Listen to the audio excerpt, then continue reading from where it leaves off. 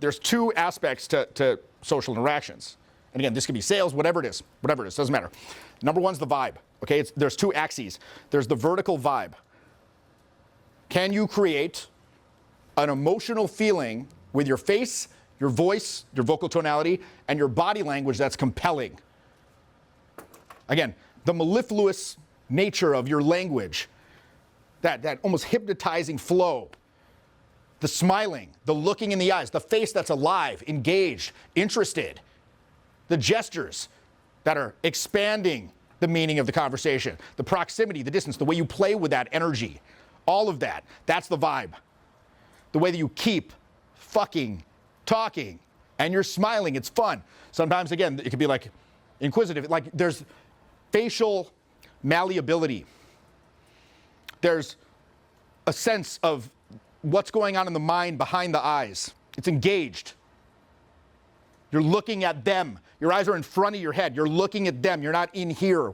Am I cool? Do they think I'm cool? You're here. You're looking at them. You're talking to them. It's again, the mind is an embodied and relational process that controls the flow of information and energy. Okay, so again, that creates the vibe. That's the vertical aspect. But the thing is, that doesn't move it forward. So you can do that. Many people could do that. And then they just kind of revel in this narrative stasis and it never goes forward. And they can only stay in that for so long before they're like, okay, where's the beef? You know, what's going on? What the fuck is this? And you'll see this happen very, very consistently. After about 10 minutes of you doing nothing and like not owning intention or even bringing it up, it'll start to go pear-shaped. You'll feel it. Initially, there was like this pizzazz and interest. The balloon will start to deflate. It'll start to kind of go sideways. And then they'll be like this. They go, oh, approach. And then they'll be like this, like, yeah, yeah, I live in the thing, yeah, yeah, it's cool. I had the da-da-da-da. And then they're like, this is a time waster. This person's wasting my fucking time. This guy's not gonna do shit. It's gonna be a time waster. Bye. And then they'll be like, well, okay, hey, cool. So, yeah, I'm just catching up with my friend. We haven't seen each other in a long time, but hey, nice to meet you. Have a good night. Boom, done. That'll happen every single time. Every single time. So again, the vibe is what gets people to look at you. However, you must move it forward. Again, if you're a salesman, you must deal with objections. You must fucking figure out the logistics, how they're going to pay. You must get them to sign on the line that is dotted, right? You have to move through the waypoints.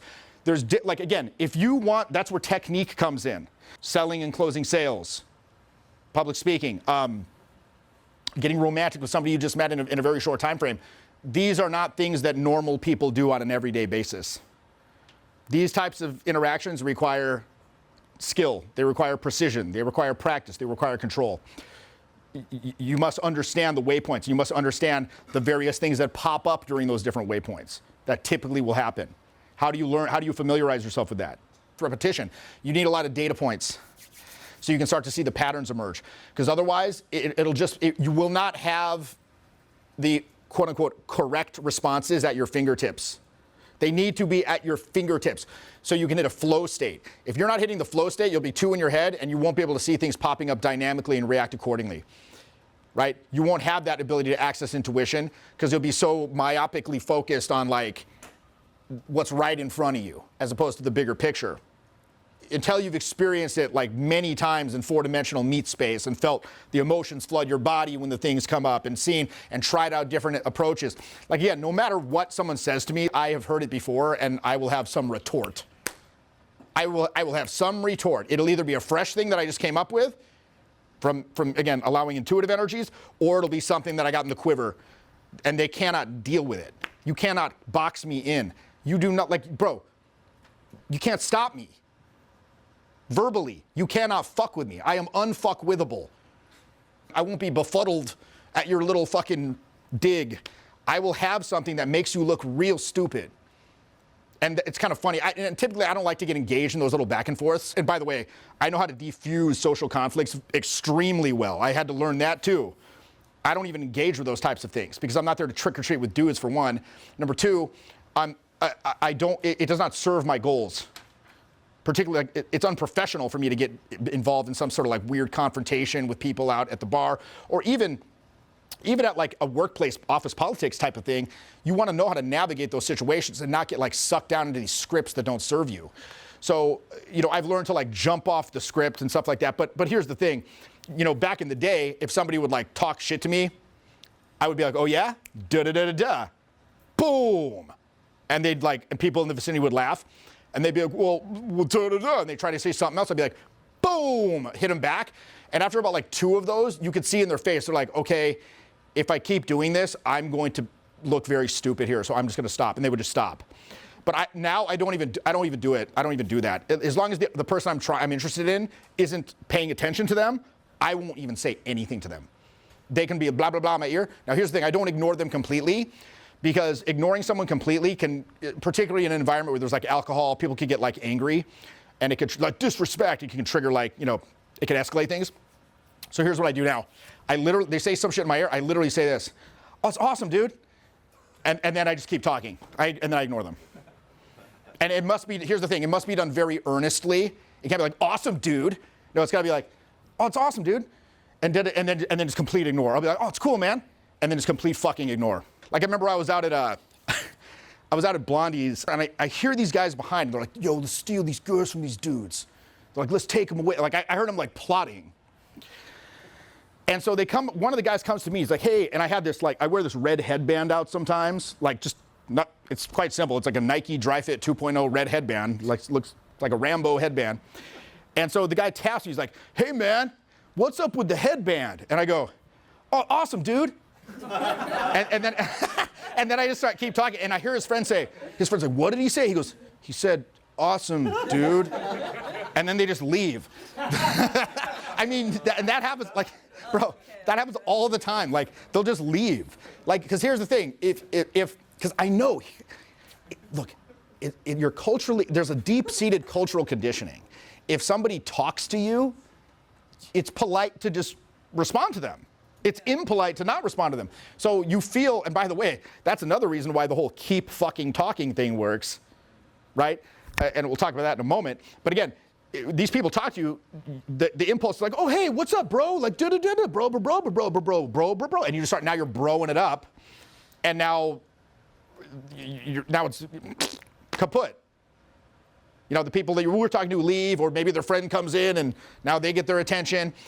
As long as the person I'm interested in isn't paying attention to them, there's no reason for me to pay attention to them. Because otherwise, they could get their foot in the door. Anything that I say to them gets their foot in the door, and they can possibly get a handhold to get into the conversation. No.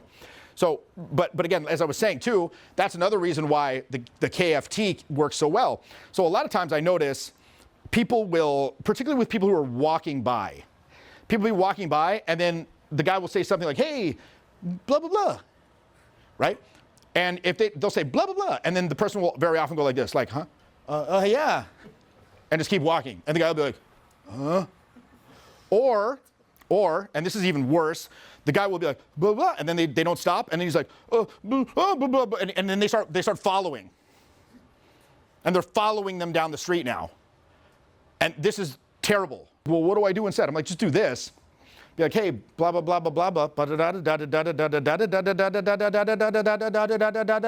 just keep talking. Just keep fucking talking. And not all the time, but very often what will happen is this. They'll be like, huh? And then they'll like, wait, they're still talking. And then they'll be like, oh, I don't know. Oh, and then they'll come back. Okay? That will happen way more than you suspect. If you just hold your fucking ground, and again, the vibe has to be good. It can't be like, please love me. Please love me. Right? It needs to be like, yo, cool guy, just saying shit, da-da-da-da-da, not following, holding his ground. A lot of times they'll stop and they'll see that you're not following, and then they come back. Right? Again, you got to understand, every molecule of my fucking body is involved or is attuned to this frequency, which is not, come on, like, again, think of it like this. Here's you, here's the person you want to connect with. You got your space around you, they got their space around them, there's a space in between. If you want to connect, you have to cross that chasm somehow, and you have to get to their space. Many people will do this. They'll leap across the space and they'll be like, come on, come on, come on. Do you like me? Do you like me? Come on, come on, come on, come on, come on, come on. That's the following energy. So instead, think of it like this. And this is just an analogy, right? It's just a way of looking at it. It's conceptual. Put yourself in the middle space and invite them to meet you in the middle. So you're not going all the way across, like, come on, come on, come on. You're not doing nothing. You're just, again, putting yourself in that middle space. You're inviting, you're not crowding them. You're giving them the space to come to you. And when that happens, boom, that's when it's like the true win-win. And they're like, yeah, let's fucking do this. And again, when that happens, once you start like getting that happen, you will never, like, it'll feel so gross to you to do that other come on, come on, come on bullshit. You'll see people doing that and you'll be like, dude, these are like peasants. Like, I never want to be associated with that feeling ever again. It's like a knack though, by the way. You know what a knack is? Like snapping your fingers. Like when you're a kid and you're like learning to snap your fingers, you're like, how do I do it? You're like, you watch your parents do it, you watch your friends do it, you're like, so wait, I do that? Like, how's it work? And then you kind of get it and then you're like, wait, that was it. And then once you get it, you'll be able to do it forever and you'll never go back. So again, it's a fine line. It's a really fine line to be able to walk where like you're uninvested, but you're trying. You know what I mean? You're exerting effort towards the goal, but you don't give a shit at all. I've never met somebody who gives less of a fuck than me, but at the same time is trying harder to move things forward than me simultaneously. It's like a mind fuck. Because it's like, dude, first of all, this ain't my first rodeo. Like, I'm extremely familiar with the waypoints of these interactions. So I have such a facility with this shit that becomes, like, I'll get tested on that too. They're like, clearly you do this all the time. You know, it's too slick. It kind of doesn't matter because it's so refreshing and fun. It just kind of doesn't matter. Because what's the alternative? Chode McGee, please love me. Chode McGee begging, please love me. Versus super fun dude that unlike anyone I've ever met in the last fucking 6 months to a year. Who the fuck are you? I get that, like, who are you? Who the fuck are you? That's the kind of, and look, why? Because I'm putting myself to the hilt. That's what you got to do. There's a power in authenticity. It's so refreshing because everyone else is trying to walk the line of, you know, to toe the line of like the tightrope of expectations, of pandering to what they think people like. But again, once you hit that, once you're able to strike that, like, that balance, it's like the king's way. You know, it's the way of royalty. It's fucking awesome. You feel invincible because now the rejections will not harm you anymore because you'll realize they never mattered. Coming into the program, there were like 3 areas I was trying to focus on. There was leading in relationships, being able to handle conflict, and being able to show intent. Taking the time and going through the program, the exercises, it's like, even at the most basic level, I'm not actually doing what I think I'm doing. And then coming up with a clear plan to exercise it has been really helpful. Conflict management was a huge point for me, and then continue to build leadership too. During this program, I got promoted in my job as well. If you asked me 8 weeks ago, do you want to public speak at work? I would have been like, absolutely not. Like, how can I do my best to avoid it? And then now it's been a lot more like, how can I use my voice better this time? How can I be more confident, release any tension? So it's almost like an opportunity to exercise what we've been learning. Just plenty of social opportunities too, to just exercise what we've been learning now.